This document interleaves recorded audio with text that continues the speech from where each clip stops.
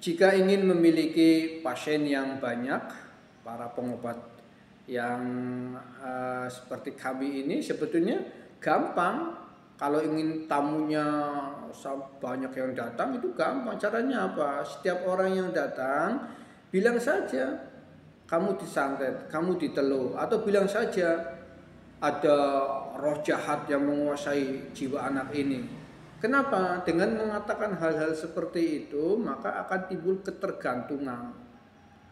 Kemudian di sisi lain juga sepertinya mereka senang kalau dalam posisi teraniaya. Jadi kalau dikatakan disantet orang, dijahati orang, sepertinya mereka itu timbul senang. Sehingga dukun yang selalu mengatakan ini gangguan jin, ini gangguan santet, ini gangguan telu, itu pasti pasiennya lebih ramai daripada peruqyah yang ngomong apa adanya.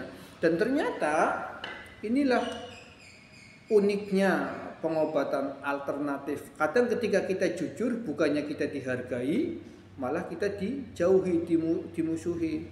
Satu contoh, pernah ada datang keluarga ke tempat saya. Itu gangguannya skizofrenia. Karena saya melihat orangnya sudah tidak kooperatif, ngamuk, nggak bisa tenang dan lain sebagainya, tidak memungkinkan untuk diruqyah.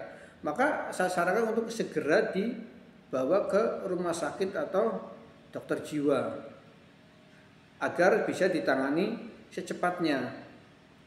Kalau niat saya tujuannya semata untuk materi, maka gampang banget ngomong, wah ini betul-betul gangguan jin yang sangat berat sekali, ini gangguan santet yang luar biasa. Lalu cipratkanlah air atau apa, lalu mereka pun akan ngasih saya uang. Itu kalau tujuannya semata materi. Tapi kan saya praktisi ruqyah syar'i. Saya meyakini apa yang saya katakan itu akan dimintai pertanggungjawaban oleh Allah. Dan Allah melihat, Allah mendengar apa yang saya katakan.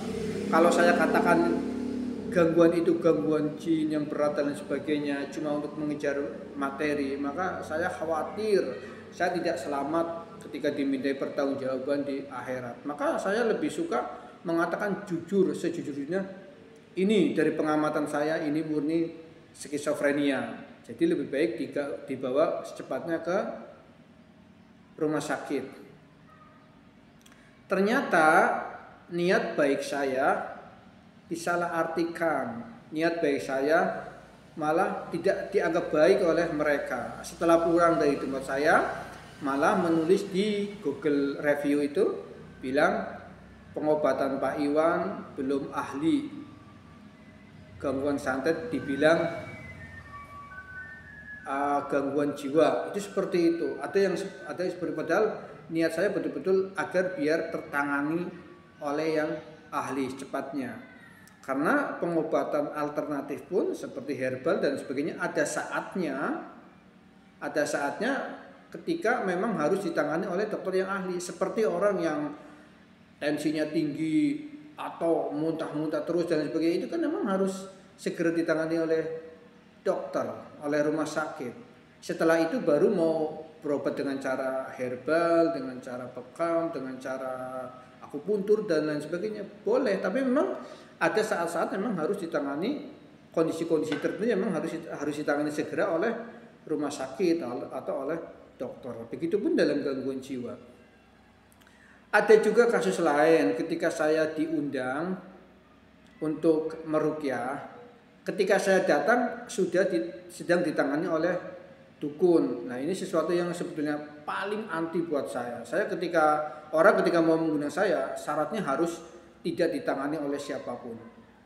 Kecuali praktisi ruqyah yang saya yakin praktisi ruqyah yang syar'i, itu malah saya senang. Jadi bisa saling bekerja sama. Tapi kalau dukun dan sejenisnya atau dukun yang mengaku ustadz, udah. Karena apa? Karena hasil diagnosanya pun pasti akan saling bertentangan. Nah, itu ketika saya datang di daerah Kebumen sedang ditangani.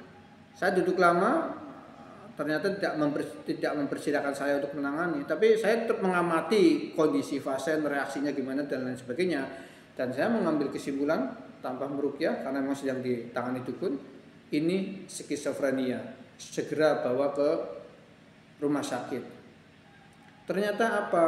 Niat baik saya memberikan hasil diagnosa yang sejujur-jujurnya malah dibenci oleh mereka. Kemudian di status Facebook, di komen-komen, di grup-grup Facebook ngomong, Pak Iwan rukyahnya tidak ampuh. Bagaimana tidak ampuh? Saya sendiri tidak sempat tidak merukyah pasien itu. Saya belum merukyah, saya hanya memperhatikan ketika dia ditangani oleh dukun. Dari memperhatikan itu saya tahu itu murni skizofrenia.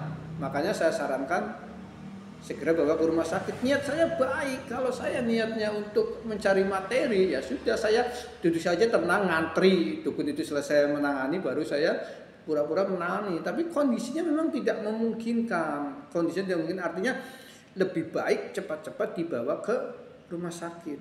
Tapi itu tadi, niat baik saya, tujuan baik saya semata-mata untuk memberikan solusi agar pasien sembuh, walaupun itu bukan ditangani saya, ternyata disalahartikan.